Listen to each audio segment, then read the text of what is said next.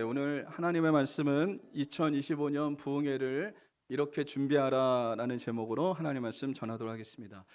우리 교회는 그 매년 2월 마지막 주가 되면 부흥회를 합니다. 이것은 원로 목사님 때부터 이렇게 정해져 있었죠. 제가 이제 목회하면서도 원로 목사님이 하셨던 그 2월 마지막 주부터 이렇게 부흥회를 계속해서 했습니다. 여러분들이 한번 생각나실지 모르겠지만 2020년도에 이제 코로나가 한창일 때가 있었어요. 코로나가 한창일 때에 부흥회를 해야 되는데 어떻게 해야 될까라고 제가 고민을 하면서 그렇게 했던 적이 있습니다. 회복이라는 주제로 예전에는 10번의 그 집회를 가졌는데 그 당시에는 모일 수가 없기 때문에 저녁에만 모였습니다. 주일 저녁, 월요일 저녁, 화요일 저녁, 수요일 저녁까지 이게 4번을 모였습니다. 그래서 강사 목사님들을 4분을 세워서 이 말씀을 들었던 적이 있습니다. 그리고 2021년도에는 그때도 코로나가 아주 심했기 때문에 저녁 예배 때마다 강사 목사님들을 불러서 계속해서 이렇게 부흥회를 했습니다. 저녁 예배 때마다 4분을 세웠죠. 그렇게 했고 2022년도에는 코로나가 점차 사그러들면서 다시 예전처럼 3분의 강사를 모시고 10번의 집회를 했습니다. 여러분 왜 교회가 부흥회를 여러분 한다고 여러분 생각하십니까? 그냥 하는 게 아니라 교회가 부흥회를 하는 이유가 분명히 있어요. 그 이유가 저는 4가지로 좀 정리해 보겠는데요. 첫 번째는 영적 회복과 갱신을 위해서 부흥회를 하는 것입니다. 신앙이 식어지거나 나태해진 성도들이 다시 하나님과 가까워질 수 있는 시간이 되는 것이고, 신앙의 열정을 회복하도록 돕기 위해서 부흥회를 하는 것입니다.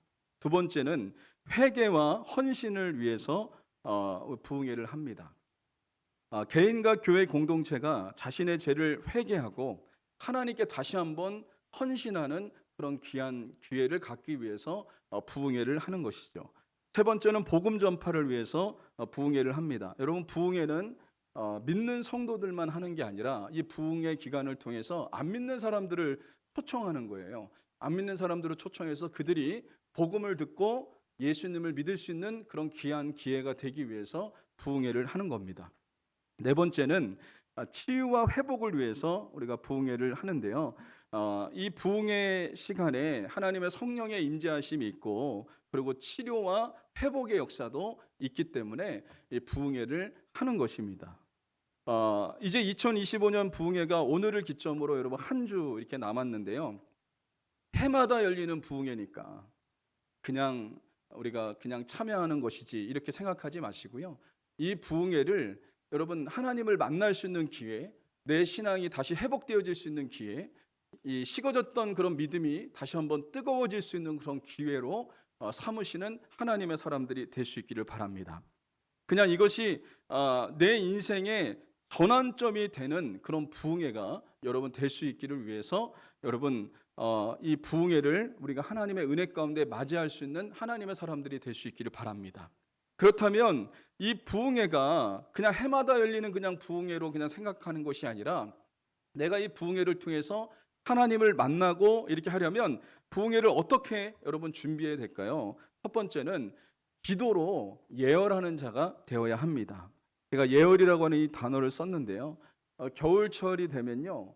자동차를 시동을 먼저 이렇게 겁니다. 제가 새벽에 차량 운행을 하는데 새벽 예배 때 차량 운행하기 전에 미리 나가서 자동차 시동을 걸어요. 자동차 시동을 미리 걸면 어떤 일이 일어나냐면 제가 이렇게 검색해서 좀 찾아보니까 이 자동차 시동을 걸어서 예언을 하면 어떤 일이 일어나냐면 단순히 엔진만 켜지는 게 아니라 그러더라고요.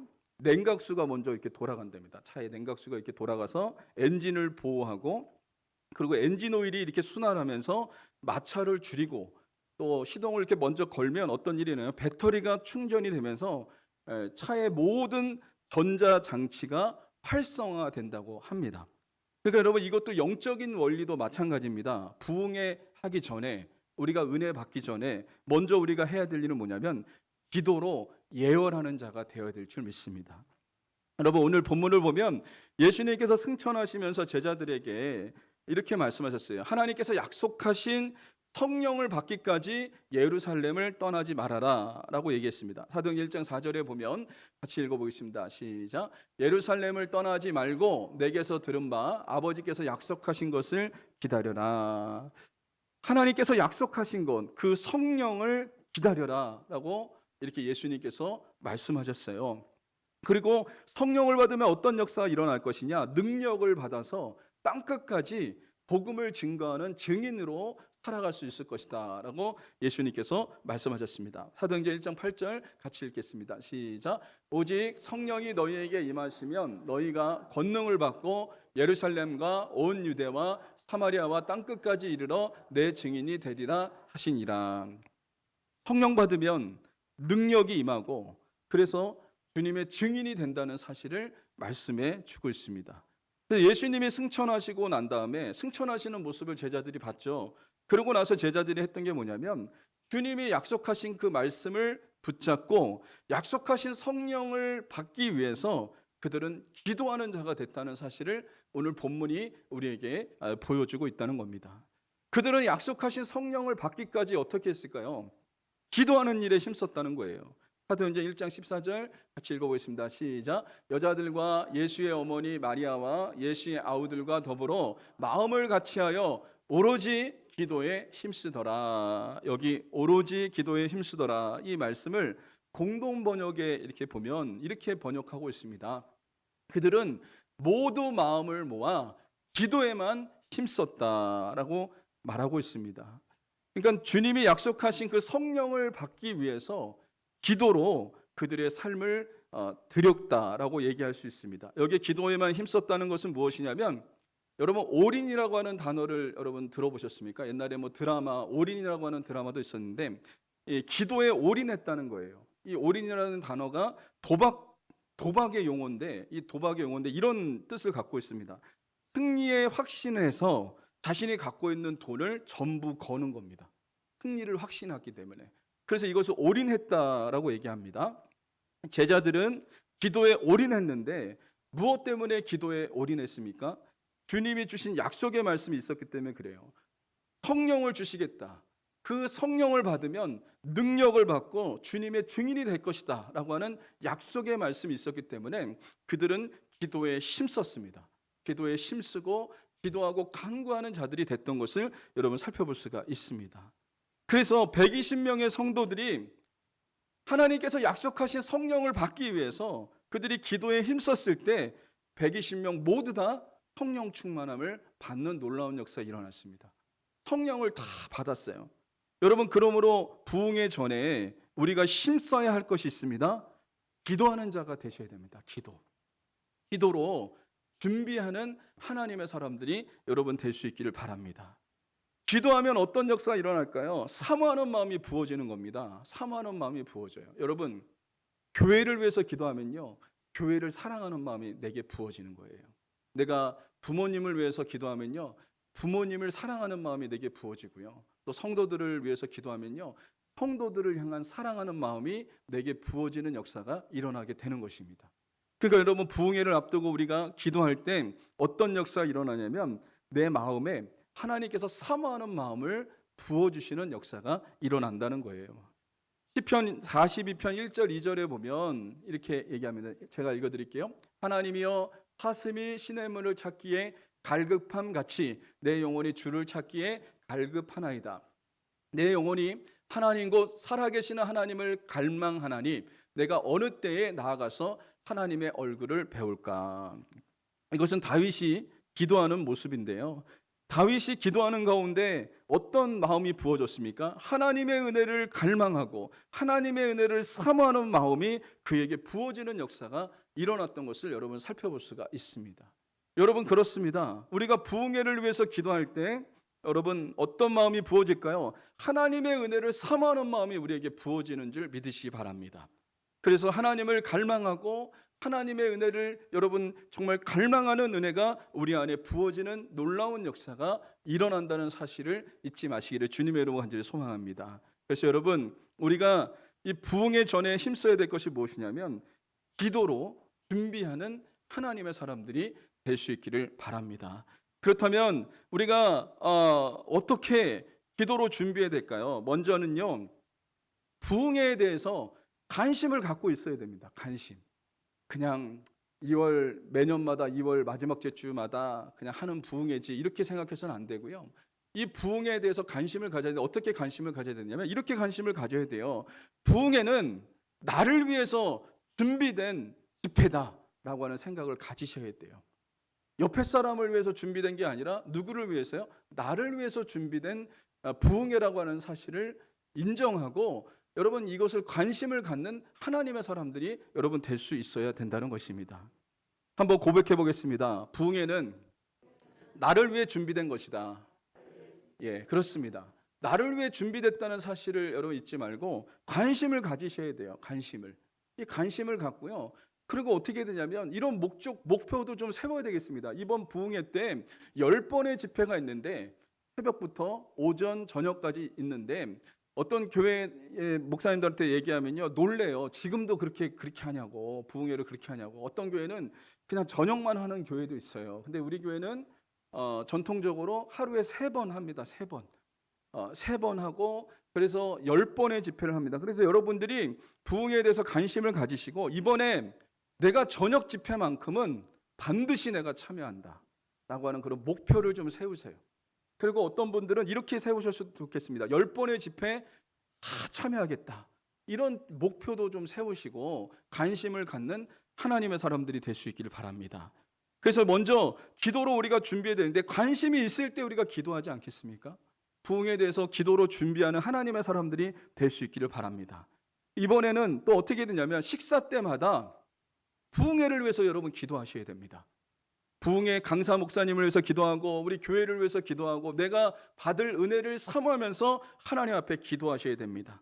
또 이번에 금요 성령 집회 때 여러분 나오셔서 재직분들 나오셔서 기도하셔야 돼요. 기도. 이 부흥회가 하나님의 은혜 가운데 정말 은혜가 쏟아 부어지시는 그런 부흥회가 되기를 위해서 기도하시길 바랍니다. 지난주에 강사 목사님을 만났어요. 경충 진교회 가서 만났는데 목사님하고 같이 이렇게 가서 이제 식사 자리에서 이제 가면서 제 차를 타고 가면서 이제 얘기를 하는데 목사님 사모님이 이렇게 얘기해요. 그 교회는요 지금 저녁마다 기도한대요. 우리 둔폭교회를 위해서 기도한대요. 둔폭교회 정말 부흥이 임하게 해달라고 기도한대요. 그 이야기를 들으면서 너무 감사한 거예요. 너무 감사하면서도 우리도 준비해야 되지 않겠냐 이런 마음이 제가 들더라고요. 여러분 강사 목사님으로 오는 교회도 매일 저녁마다 모여서 기도한대요. 우리 둔포침례교회가 이번 부흥회를 통해서 정말 부흥하게 해 주시옵소서. 하나님의 은혜가 임하게 해달라고 기도하고 있대요. 여러분 그렇다면 우리도 기도로 준비하는 하나님의 사람들이 여러분 되어야 될 줄 믿으시기 바랍니다. 그래서 여러분 부흥회 한 주 전에 여러분들이 기도하셔야 됩니다. 기도로 준비하고 깨어있는 하나님의 사람들이 될 수 있기를 주님의 이름으로 간절히 소망합니다. 그렇다면 어떻게 부흥회를 참여해야 될까요? 적극적으로 참여하는 자가 되어야 됩니다. 여러분 예수님께서 승천하실 때 500명의 형제들이 그 자리에 있었습니다. 예수님의 승천하시는 모습을 봤습니다. 여러분 그래서 고린도전서 15장 6절에 보면 이렇게 얘기합니다. 그 후에 500여 형제에게 일시에 보이셨나니 그 중에 지금까지 대다수는 살아있고 어떤 사람은 잠들었으면 500명의 형제들이 예수님을 봤어요. 예수님의 승천하시는 모습을 봤어요. 부활하신 예수님을 만났고 그리고 예수님이 말씀하신 거 다 들었습니다. 500명의 형제들이 다 들었어요. 예수님이 뭐라고 얘기했습니까? 사도행전 1장 4절에 얘기하기를 예루살렘을 떠나지 말고 내게서 들은 바 아버지께서 약속하신 것을 기다려라 라고 하는 말씀을 500명의 형제들이 다 들었습니다. 다 들었어요. 그런데 여러분 뭐라고 성경을 기록하고 있냐면요 마가다락방에 모여서 기도한 성도들의 숫자가 몇 명이라고 기록하냐면 120명이라고 얘기하고 있습니다. 한번 사도행전 1장 15절 같이 한번 읽어보겠습니다. 시작. 모임 무리의 수가 약 120이나 되더라. 500명이 부활하신 예수님을 만났고 또 예수님이 하늘로 승천하시는 모습을 봤고 그 예수님이 부탁하시는 말씀을 분명히 들었어요. 500명이 다 들었어요. 그런데 120명만 마가다락방에 모여서 그 약속하신 성령을 받기 위해서 기도에 힘썼다는 거예요. 나머지 380명은 어디 간 겁니까? 각자 집으로 다 돌아간 거예요. 놀라운 사실입니다. 주님의 약속의 말씀을 믿고 마가다락방에 모여서 기도한 120명의 성도들은 약속하신 성령을 받는 놀라운 역사가 일어났다는 거예요. 마가다락방에 모인 120명의 모든 사람들에게 성령의 충만함이 임하는 역사가 일어났다고 하는 사실입니다. 그래서 사도행전 2장 4절에 그들이 다 성령의 충만함을 받고라고 얘기했는데, 여기 이 그들이 다 성령의 충만함을 받았다는 것은 120명의 사람들, 그 마가다락방에 모인 120명의 사람들 모두 다 성령 충만함을 받았다고 하는 사실을 말씀해 주고 있다는 것입니다. 여러분, 만약에 마가다락방에 180명 모였다면 어떻게 됐을까요? 180명 모두 다 성령 받았겠죠. 만약에 200명이 모였다면 어떻게 했을까요? 200명 다 그 자리에 모인 모두 다에게 하나님은 성령을 선물로 주셨을 것이라는 것입니다. 그렇다면 500명, 예수님이 승천하시는 모습을 본 모든 사람들, 이 500명의 사람들이 다 그 마가다락방에 모여서 기도했다면 어떻게 됐을까요? 500명 다 성령을 선물로 받는 역사가 일어났을 것이라는 겁니다. 여러분, 그렇습니다. 우리가 은혜의 자리에 나오셔야 됩니다. 은혜의 자리에 나오면요, 하나님은 그냥 우리를 돌려보내지 아니하시고 각자의 필요한 하나님의 은혜를 부어주신다는 사실을 여러분 잊지 마시기를 주님의 이름으로 간절히 소망합니다. 부흥에 참석하는 모든 사람들에게 하나님은 은혜를 예비하고 있다는 사실을 잊지 마시기를 주님의 이름으로 간절히 소망합니다. 여러분, 마가다락방에 함께 모였던 120명이 약속하신 성령을 받았다는 소문이 퍼지지 않았겠습니까? 그 소문이 퍼졌죠. 예루살렘의 모든 사람들에게 이 소식이 퍼졌으니까요. 여러분, 이 소문을 들은 380명의 사람들은 어땠을까요? 그들은 후회하지 않았을까요? 내가 그 자리에 있었다면 나도 성령 받을 수 있었을 텐데, 하나님의 은혜를 받을 수 있었을 텐데 라고 하는 그런 마음을 가지면서 후회하는 마음이 있었을 것이다 라는 생각을 하게 됩니다. 여러분, 우리는 무엇보다도 은혜 받는 자리 놓쳐서는 절대로 안 됩니다. 은혜 받는 자리. 은혜 받는 자리는 어떤 대가를 치르더라도 나오셔야 돼요. 일정을 조절하고 시간을 내서라도 나와야 됩니다. 여러분, 우리가 여행을 갈 때든지 어디 놀러 갈 때가 되면 일정을 여러분들이 다 조정하잖아요. 시간을 조정하고 그리고 월차도 내고 이렇게 하면서 그 놀러 가신다고요. 어디를 간다고요. 일정을 조정한다고요. 그렇다면 은혜 받는 자리, 이 자리도 마찬가지입니다. 시간을 내셔야 돼요. 일정을 조정하셔야 됩니다. 그래서 주님 보좌 앞에 나와서 은혜 받는 하나님의 사람들이 여러분 될 수 있기를 주님의 이름으로 간절히 소망합니다. 제가 이삭의 집에서 전도사로 사역할 때 담임 목사님과 거기 이삭의 집 아이들 중에 몇 명이 선발돼서, 그때 그 교단이 선결 교단이었거든요. 선결 교단에서 여름 방학을 맞이해서 아이들을 단기 선교를 보냈어요. 필리핀 단기 선교. 그래서 담임 목사님하고 아이들 한 5명이 단기 선교를 필리핀으로 갔습니다. 근데 저는 가지 못하고 교회를 지켰어요. 그리고 이 선교팀들을 섬겼는데, 그들이 공항에 갈 때 제가 태워다 주고 그 다음에 한국에 들어올 때 다시 태워서 의정부로 이렇게 데리고 왔습니다. 그 일을 제가 했어요. 그래서 공항에 들어온다 그래서 제가 가서 공항에 가서 인천공항에 가서 그분들을 태우고 한 차에 타고 이렇게 오는데, 그들의 이야기의 주제가 뭐였냐면 선교였습니다. 선교지에서 필리핀에서 어떤 일이 있었고 어떤 추억이 있었고 막 이런 얘기 하는데요, 저는 그들의 말에 낄 수가 없는 거예요. 낄 수가 없는 거예요. 왜 그랬을까요? 저는 거기에 있지 않았기 때문에. 근데 제 마음이 너무 힘든 거예요. 저는 그들의 그 말에 낄 수가 없는 거예요. 동참할 수가 없는 거예요. 왜 그렇습니까?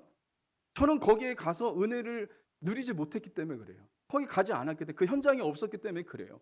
그 사람들은 공감대가 형성된 거죠. 필리핀이라고 하는 그 선교지에 같이 있었고 거기서 하나님의 주신 은혜를 함께 경험했고, 그렇기 때문에 그 사람들은 오면서 필리핀 선교에 대해서 계속 얘기하는 겁니다. 누구 어떤 일이 있었고 막 이런 거 얘기하는 거예요. 그러면서 제가 어떤 마음이 들었냐면 이렇게 기도가 되어지더라고요. 하나님, 다음에 선교 갈 수 있게 좀 도와주세요. 저도 가고 싶어요. 이런 마음이 막 드는 거예요. 그래서 하나님께서 다음에 제가 선교 갈 수 있도록 하나님께서 그 길을 열어주셨는데, 여러분 그렇지 않습니까? 오늘 여러분 이 120명의 사람들이 모두 다 성령의 충만함을 받았어요. 그러면 380명의 사람들은 어땠을까요? 그런 마음들이 있었을까요? 우리도 거기 있었으면 좋았을 텐데, 여러분 후회하는 마음이 있지 않았겠습니까? 여러분 그렇다면 이번 부흥성회에 하나님은 우리에게 은혜 주시기로 작정하신 줄 믿습니다. 그렇다면 하나님의 자녀들은 하나님께서 예비하신 그 은혜를 입기 위해서 은혜의 보좌 앞에 나가셔야 돼요.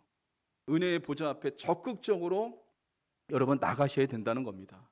그래서 히브리서 4장 16절에 같이 한번 읽어보겠습니다. 시작. 그러므로 우리는 긍휼하심을 받고 때를 따라 돕는 은혜를 얻기 위하여 은혜의 보좌 앞에 담대히 나아갈 것이니라. 여러분 하나님은 은혜의 보좌 앞에 나오는 자들에게 때를 따라 돕는 은혜를 부어주십니다. 그래서 우리가 은혜의 보좌 앞에 어떻게 나와야 될까요? 적극적으로 나가셔야 돼요. 적극적으로 나오셔야 돼요. 그래서 은혜 받는 하나님의 사람들이 될 수 있어야 된다는 것입니다. 성도는 무엇보다 은혜 받는 일에 적극성을 보여야 돼요. 은혜 받는 일에 적극성을 보여야 돼요. 은혜 받는 자리라면 그곳에 가서 하나님을 예배하고 은혜를 누리는 하나님의 사람들이 될 수 있어야 됩니다. 히브리서 기자가 이렇게 얘기했습니다. 히브리서 10장 25절에 같이 한번 읽어보겠습니다. 시작. 모이기를 패하는 어떤 사람들의 습관과 같이 하지 말고 오직 권하여 그날이 가까움을 볼수록 더욱 그리하자. 여러분 히브리서가 기록된 당시에 성도들 중에 모임을 패하는 사람들이 있었던 거예요. 모이기를 힘쓰지 않는 사람들이 있었던 거예요. 이게 습관이 됐다라고 얘기합니다. 여러분 모이는 것도 습관이고요, 모이지 않는 것도 습관입니다. 여러분 학교 다닐 때 보면 학교에서 제일 가까운 집에 사는 애들이 항상 지각하는 거 여러분 아십니까? 학교에서 제일 가까이 있는 친구들이 항상 지각을 해요. 그러니까 뭐 가까우니까 그냥 느긋한 거예요. 근데 걔는 저도 학교 다닐 때 보면 맨날 지각해. 그게 지각하는 게 습관이 되는 거예요, 습관. 여러분 우리는 좋은 것이 습관이 되어야 됩니다. 어떤 것이 습관이 되어야 됩니까? 모이는데 여러분 습관이 되셔야 됩니다. 하나님 은혜 받는 곳에 습관이 되셔야 됩니다. 그래서 하나님께서 은혜 주시는 그곳에 우리가 모여서 하나님을 예배하는 하나님의 사람들이 여러분 될 수 있어야 된다는 것입니다. 그래서 여러분 분명히 우리가 기억해야 됩니다. 모이지 않으면 하나님의 역사를 경험할 수 없고 모이면 하나님의 역사를 경험하게 됩니다. 여러분 이것을 우리가 잊지 마셔야 됩니다. 모이면 하나님의 역사를 경험할 수 있어요. 하나님의 임재를 경험할 수 있어요. 하나님께서 예비하신 은혜를 우리가 받을 수 있습니다. 근데 모이지 않으면 하나님의 역사를 우리가 경험할 수 없는 거예요. 그래서 예수님께서 이렇게 얘기했습니다. 여러분 마태복음 18장 20절 같이 한번 읽어보겠습니다. 시작. 두세 사람이 내 이름으로 모인 곳에는 나도 그들 중에 있느니라. 여러분 그렇습니다. 모이는 곳에 주님이 함께 하시겠다라고 말씀하셨어요. 그래서 여러분 이번에 이 부흥회 때 모이시기를 바랍니다. 여러분 모이시기를 주님으로 간절히 소망합니다. 한번 옆 사람에게 고백해 볼까요? 부흥회 때 모입시다. 앞뒤 좌우로 한번 고백해 주세요. 부흥회 때 적극적으로 참여합시다. 네. 여러분 그렇다면 왜 부흥회에 적극적으로 참여해야 될까요? 세 번째는 하나님의 말씀을 들을 때 영혼이 살기 때문에 그래요. 영혼이 살기 때문에 우리는 이 모임에, 이 부흥회에 적극적으로 참여하셔야 됩니다. 예수님께서 명령하신 말씀을 듣고 예루살렘을 떠나지 않았던 제자들은 성령을 받았습니다. 그들은 죽음의 두려움도 있었고 정말 예수 믿는 것 때문에 핍박을 당하는 그런 여러 가지 두려움도 있었지만 성령을 받고 난 다음에 그들은 두려움에서 해방되어지는 역사가 일어났습니다. 두려움을 떨쳐버리는 역사가 일어났어요. 당시 유대인들은 예수님을 믿는 자들을 핍박했어요. 그런 상황에서 예수님께서 예루살렘을 떠나지 말라는 것은 여러분 이것은 참 두려운 일이었습니다. 여러분 예루살렘을 떠나지 말라는 것은 예루살렘 안에는 예수 믿는 자들을 잡아서 죽이려고 하는 자들이 너무나 많았어요. 핍박이 너무나 많았습니다. 그런데 여러분 성령 받기까지 시간이 얼마나 걸렸습니까? 열흘이라는 시간이 걸렸어요. 그렇다면 유대인들은 안식일을 한 번을 범해야 되는 그런 일이 일어났습니다. 여러분, 안식일을 범하면 어떤 일이 일어납니까? 유대인들은요, 죽임을 당하는 그런 일이 일어납니다. 그런 어려운 상황 속에서도 이 사람들은 예수님의 말씀을 붙잡고 여러분 죽기까지 순종한 거예요. 그랬을 때 어떻게 됐습니까? 성령을 받는 놀라운 역사가 여러분 일어났다는 것입니다. 성령을 받았다는 것은 놀라운 것입니다. 메마른 대지 위에 단비가 내려지는 것 같고요. 두려움과 절망 가운데 살던 그들이 살아나서 인생의 목적을 발견하는 시간이 된 것을 여러분 살펴볼 수가 있다는 겁니다. 그렇습니다. 우리가 왜 부흥회에 적극적으로 참여해야 될까요? 왜 예배에 우리가 적극적으로 참여해야 될까요? 그 이유가 있어요. 제가 누누이 말씀드리지만 연 목사님이 이런 얘기를 하셨어요. 어떤 얘기를 했냐? 그 말이 정말 맞는 것 같아요. 주일 예배 3주 빠지면요. 주일 예배 3주 빠지냐 어떤지 아십니까?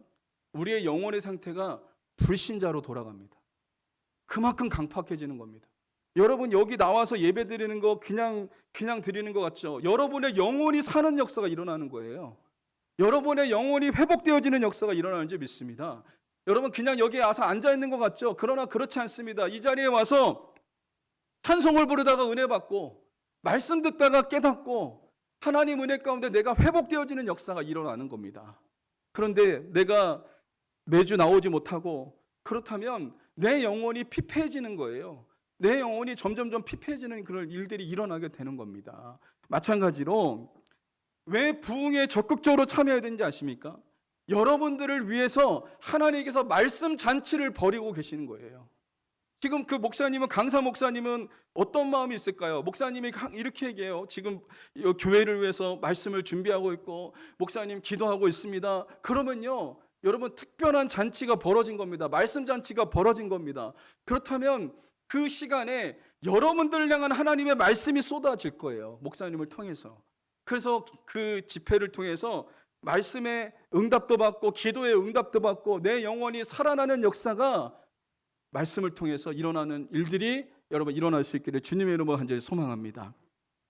부흥에 적극적으로 참여해야 되는 이유가 뭐냐면 말씀 들을 때 내 영혼이 살아나기 때문에 그래요. 말씀 들을 때 내 영혼이 회복되기 때문에 그렇습니다. 말씀 들을 때 내 영혼의 인생의 방황이 끝나는 역사들이 일어날 줄 믿습니다. 그래서 여러분 솔로몬은 잠언 4장 4절에서 이렇게 얘기했습니다. 같이 읽어보겠습니다. 시작. 내 말을 내 마음에 두라. 내 명령을 지키라. 그리하면 살리라. 하나님 말씀 들으면 삽니다. 여러분 다른 어떤 것 듣는다고 여러분 살지 않습니다. 뭐 경제가 잘 된다는 말을 들으면 여러분이 삽니까? 여러분이 어떤 뭐 사회에 어떤 얘기를 들었다고 여러분이 삽니까? 아닙니다. 하나님 말씀 들을 때 사는 거예요. 하나님 말씀 들을 때. 하나님 말씀 드릴 때 내 영혼이 살고 내 영혼이 잘 되는 역사가 일어날 줄 믿으시기를 주님의 이름으로 간절히 소망합니다. 그래서 여러분 말씀 들으면 삽니다. 이것을 우리가 잊지 않는 하나님의 사람들이 될 수 있기를 바랍니다. 그래서 여러분 앞뒤 작업을 한번 고백해 보세요. 말씀 들으면 삽니다. 예, 말씀 들으면 삽니다. 이번에 여러분들이 부흥회를 통해서 하나님의 말씀을 들으면 우리 교회가 살고 여러분이 사는 역사가 일어날 줄 믿으시기 바랍니다. 그래서 히브리서 기자는 이렇게 얘기했습니다.